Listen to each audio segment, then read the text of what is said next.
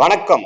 நான் உங்கள் அன்பான சயின்டிபிக் வேதிக் அஸ்ட்ராலஜர் அஸ்ட்ரோ அறிஞ்சி பேசுகிறேன். நல்லது நினைப்போம், நல்லதே நடக்கும். தொடர்ந்து நம்மளுடைய காணொலியெல்லாம் நீங்க பார்த்துட்டு இருப்பீங்க நம்புறேன்.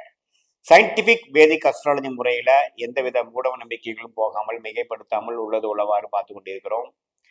அந்த வகையில பாத்தீங்கன்னா இந்த வீடியோல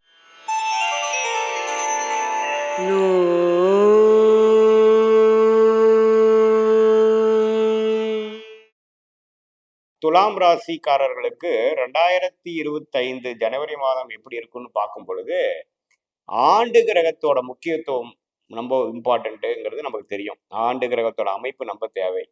அதுதான் வருடத்துக்கு ஒரு தடவை மாறக்கூடியது, 1.5 வருஷத்துக்கு ஒரு தடவை மாறக்கூடியது, 2 வருடங்கள் மாறக்கூடியது. அதோட விஷயங்கள் எப்படி இருக்குன்னு பார்த்துட்டு நம்ம மாத கிரக பலாபலன்களுக்குள்ள போவோம்.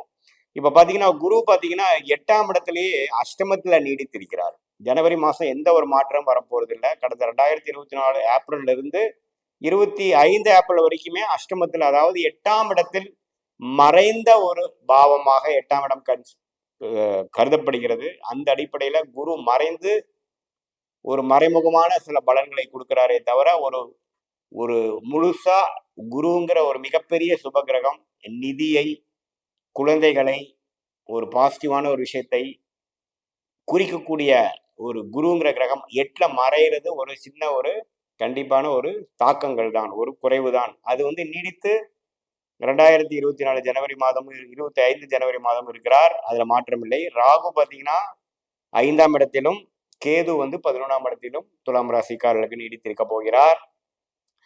சனி 6ஆம் இடத்துல, சனி பாத்தீங்கன்னா 5ஆம் இடத்துல இருக்கிறார். ராகு 6ஆம் இடத்திலும், கேது 12ஆம் இடத்திலும் இருக்கிறார். மன்னிக்கவும்.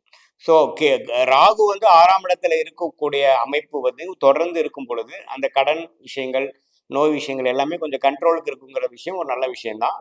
கேது 12ஆம் இடத்துல குரு பார்வை பெறனால சில விரயங்கள், சில விஷயங்கள்லாம் தொடர்ந்து நடந்து கொண்டிருக்கிறது. குருவும் மறைந்திருந்து நமக்கு ஒன்றும் கைக்கு வந்தது எதுவுமே பிரயோஜனமா நம்ம செய்ய முடியல, எல்லாமே சுபவிரயங்களா போயிட்டு இருக்குங்கிற மாதிரி ஒரு பலன்கள் அனுபவிச்சிருக்கு துலாம் ராசிக்காரர்களுக்கு. ஜனவரி மாசம் அப்படி போயிட்டு கொண்டு இருக்கக்கூடிய அமைப்பு தான் இருக்குது. குழந்தைகளுக்காக மெனக்கிடுறது, குழந்தைகள் மேல ஃபோக்கஸ் பண்றது, குழந்தைகளுக்கு நாம் எதிர்பார்க்கிற ஒரு ஒரு சீனியர் சிட்டிசனா இருக்கக்கூடிய துலாம் ராசிக்காரர்கள்லாம் பார்த்தீங்கன்னா குழந்தைகிட்ட சில ஒரு நல்ல விஷயங்களை எதிர்பார்க்கலான்னு பார்த்தா இந்த கடந்த ஒரு வருஷமாவே பார்த்தீங்கன்னா சனி 5ஆம் இடத்துல சில விஷயங்கள் அவ்வளோ ஒன்றும் நல்லா இல்லை, கொஞ்சம் கருத்து வேறுபாடுகள் இருக்கு, நம்ம நினைச்ச மாதிரிலாம் சிலது வரல அப்படிங்கிற மாதிரிலாம் சில பெற்றோர்கள் கன்சிடர் பண்ணக்கூடிய துலாம் ராசிக்காரர்கள் இருக்க தான் செய்கிறாங்க. ஏன்னா சனி எந்த ராசி எந்த பாவத்துக்கு வந்தாலும் அதில் சில நெகட்டிவான விஷயங்கள் கொடுப்பார். அந்த அடிப்படையில் புத்திர விஷயத்தில் இருக்கக்கூடிய சனி கொஞ்சம் சில இளைய தம்பதியர்களுக்கு புத்திர குழந்தைகள் பிறக்கக்கூடிய புத்திர விஷயத்துக்கும் தடைகள் கொடுத்து கொண்டிருக்கிறார். இதுதான் 25க்கு அப்புறம் வரக்கூடிய மார்ச் ஏப்ரலுக்கு அப்புறம் வரக்கூடிய சனி பயிற்சி ஒரு நல்ல ஒரு அருமையான ஒரு பிராப்தங்கள் கொடுக்க போகுதுன்னு நம்ம பார்க்குறோம். இப்போ ஜனவரி மாதத்துக்கு வரும் பொழுது இதுதான் கிரக அமைப்பு. மாத கிரகத்தோட அமைப்பு எப்படி இருக்குன்னு பார்த்தா, ராசி அதிபதி ஆகிய சுக்கிரன் ஜனவரி 27, 28 வரைக்கும் பார்த்தீங்கன்னா 5ஆம் இடத்துல கும்பத்திலேயே நட்பு வீட்டில் இருக்கிறார். அது ஒரு நல்ல அமைப்பு. கிரியேட்டிவாக வேலை செய்யறது, பிடிச்ச விஷயங்கள் செய்யறது, வயசு வித்தியாசம் இல்லாத, இது விஷயம் இல்லை மாறாத துலாம் ராசிக்காரர்கள் எல்லாருமே பார்த்தீங்கன்னா கொஞ்சம் உத்வேகமாக செயல்படுறது, கொஞ்சம் சனியோட சேர்ந்து அந்த சுக்கிரன் இருக்கிறனால கொஞ்சம் காதல் வயப்படுறது, இளைய பருவத்தினர் பார்த்தீங்கன்னா ஒரு காதல் வயப்படுறது, நட்பு விஷயம் காதலாக மாறுறது, பிடிச்ச விஷயங்கள் செய்யறதுங்கிற மாதிரி ஒரு ட்ரெண்டு கொடுக்கக்கூடிய ஒரு அமைப்பு ஜனவரி மாதத்துக்கு இருக்கு. அதே சமயத்தில் மாதத்தின் இறுதி 3 நாட்கள் உச்சம் பெறக்கூடிய மீனத்துக்கு போறார். ஸோ அது பார்த்தீங்கன்னா உண்மையிலே நல்ல பீரியட். அது பிப்ரவரி மாதம் நல்ல பலன்கள் கொடுக்கக்கூடியதுக்கு ஒரு ஆரம்ப கட்ட நாட்களாக இருக்கக்கூடிய அமைப்புகள் கண்டிப்பாக துலாம் ராசிக்காரர்களுக்கு மாத இறுதி வாரம் அப்படி கொடுக்குதுங்க. ஸோ ஜென்ரலாக பார்த்தீங்கன்னா சுக்கிரனோட சஞ்சாரம் தப்பில்லை. ராஜயோகாதிபதி சனியோட சேர்ந்திருக்கிறது, சில மெனக்கெடுதல், சில மாற எண்ணங்கள், சில நட்பு இது மாதிரி மாறுறது, கடுமையாக உழைக்கிறது, ஒரு உத்வேகத்தோட செயல்படுறது, அது மாதிரி விஷயங்கள்லாம் கொடுக்கக்கூடிய அமைப்புகள் கண்டிப்பாக உண்டு. சூரியன் பார்த்தீங்கன்னா தனுசுல 3ஆம் இடத்துல மறைந்திருந்த சூரியன் ஜனவரி 14ஆம் தேதி பார்த்தீங்கன்னா மகரத்துக்கு வரார், தை மாசம் பிறந்ததுலேருந்து. ஸோ எப்போ மகரத்துக்கு சூரியன் வராரோ அதுதான் தை மாசத்தின் பிறப்பு. ஸோ அது ஒரு நல்ல ஒரு அமைப்பு. ஏன்னா சூரியன் குருவோட வீட்டில் இருக்கிறதோட 4ஆம் இடத்துக்கு வர்றது நல்ல விஷயம். ஸோ என்னதான் நிஷ்பலம் பெற்றாலும் அவர் வந்து அந்த அந்த 10ஆம் வீட்டில் இருக்கக்கூடிய சூரியனுக்கு ஒரு பலம் இருந்தாலும் 4ஆம் இடத்துல இருக்கக்கூடிய சூரியன் வந்து 3ஓட கொஞ்சம் பெட்டரான சில விஷயங்கள் கொடுப்பார்.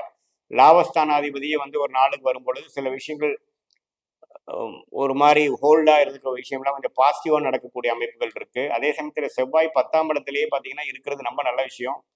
தொழில் வேலை விஷயத்துல உத்வேகமாகவும் சில செயல்திறனோடும் சில கொள்கை சில முயற்சிகள் குறையாமல் செய்யக்கூடிய அமைப்புகள் உண்டு. செவ்வாயும் பார்த்தீங்கன்னா ஜனவரி 21ஆம் தேதி வக்ர ரீதியாக 9ஆம் இடம் என்று சொல்லப்படுகிற மிதுனத்துக்கு போறார். தந்தையார் விஷயங்கள்ல கொஞ்சம் உடல்நல கோளாறுகள் சில சில ஒரு மாதிரியான சில நெகட்டிவ் விஷயங்கள் வர வாய்ப்பு உண்டு. ஸோ பொதுவாக போகும்போது 10ஆம் இடத்துலயே நீச்சமா இருந்தாலும் இருப்பது வந்து நல்ல விஷயம்தான். தொழிலில் வந்து அதிக மேன்மை, வேலையில வந்து கொஞ்சம் அதிக ஃபோக்கஸ் கொடுக்கக்கூடிய மாதம் முழுசா வந்து ஜனவரி மாதம் இருக்கு. குறிப்பா வந்து முதல் 3 வாரத்துக்கு இருக்கு. அதே சமயத்துல சூரியன் 4ஆம் இடத்துக்கு வர்றதும் பார்த்தீங்கன்னா, சில இதெல்லாம் கொஞ்சம் ஃபாஸ்ட்டா நடக்கிற மாரி சில விஷயங்கள் இருக்கு.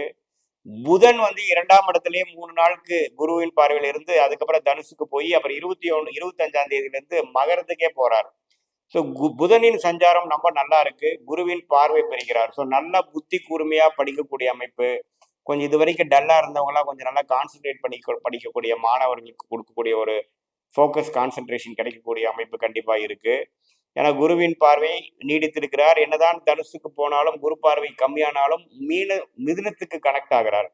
ஸோ நல்லாவே சில கான்செப்ட்ஸ்லாம் படிச்சு காம்படிட்டிவ் எக்ஸாம் கிளியர் பண்ணக்கூடிய நடுத்தர வயதில் மாணவர்களாக இருந்தாலும் சரி, 10th 12th அது மாதிரி எக்ஸாம் எழுதக்கூடிய குழந்தைகளாக இருந்தாலும் சரி, இளைய பருவத்தினர் இருந்தாலும் சரி, நல்லாவே வந்து இந்த புதனின் சஞ்சாரம் வந்து நல்லாவே ஓரளவுக்கு எக்ஸாம் டைம்ல வந்து ஏனாதானம்னு இல்லாம ஓரளவுக்கு கிளாரிட்டியோடையும் அந்த ட்ரையல் எக்ஸாம் மாடல் எக்ஸாம்லாம் வந்து உத்வேகமாக செயல்படக்கூடிய அமைப்பு ஜனவரி மாதம் துலாம் ராசிக்காரர்களுக்கு கண்டிப்பாக கொடுக்கக்கூடிய அமைப்பு புதன் கொடுக்குதுங்க. ஸோ பொதுவாக பார்க்கும் பொழுது செவ்வாயின் சஞ்சாரம், சுக்கிரனின் சஞ்சாரம், பெயர்ச்சி, இந்த புதனின் பெயர்ச்சிகள், சூரியனின் பெயர்ச்சிகள் எல்லாமே ஓரளவுக்கு சாதகமான ஒரு பலன்கள் தான் இருக்குது ஒழிய, இந்த அஷ்டமத்தில் இருக்கிற குரு வந்து நீடித்து 8லயே இருக்கிறாருங்கிற ஒண்ணுதான் குறை. ஸோ மற்றபடி எல்லாமே கொஞ்சம் பரவாயில்லை. பொதுவா பார்க்கும் பொழுது இன்னும் 2025 மார்ச், ஏப்ரலுக்கு அப்புறம் துலாம் ராசி தான் 2025லயே வந்து பெஸ்ட் பலன் அனுபவிக்கக்கூடிய ராசியாக நம்ம பார்க்குறோம். நிறைய டிவி ப்ரோக்ராம்ஸ் எல்லாத்துலேயும் அப்படிதான் முடிவு பண்றாங்க.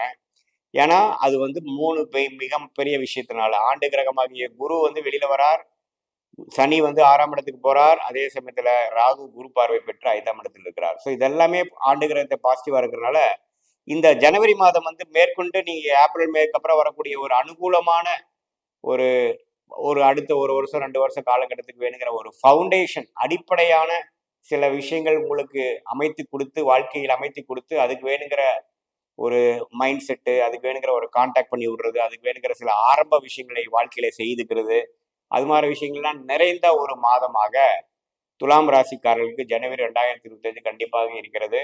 இது வந்து ஒரு பொதுவான பலன்களே தவிர, இது வந்து உங்களுடைய ஜென்ம ஜாதகத்துல நீங்க பிறந்த தேதி, பிறந்த நேரம், பிறந்த ஊர்ல எந்த மாதிரி ஒரு ஜாதகத்துல பிறந்திருக்கீங்க, உங்க லக்னம் என்ன, லக்னாதிபதி எப்படி இருக்கு, இப்ப நடக்கக்கூடிய தசா புக்திகள் என்ன, தசநாதன் எப்படி இருக்கிறார், தசா புக்திநாதன் எப்படி இருக்கிறார் கோச்சாரத்துல, இப்ப நம்ம பேசின கோச்சார பலன்கள்லாம் சேர்த்து பார்த்து பிரித்து பார்த்து சொல்லும் பொழுது இன்னுமே துல்லியமான பலன்கள் வாழ்க்கையில் அடுத்துப்படக்கூடிய சம்பவங்கள் எப்படி இருக்க போகிறது, எது மாதிரி முடிவுகள் எடுத்தால் நம்ம சிறப்பாக முன்னேறலாம்ங்கிறதெல்லாம் வந்து கண்டிப்பாக பார்க்கலாம். இது பொதுவான பலன்கள்ங்கிறது நேயர்கள் தெரிந்து கொள்ள வேண்டும்.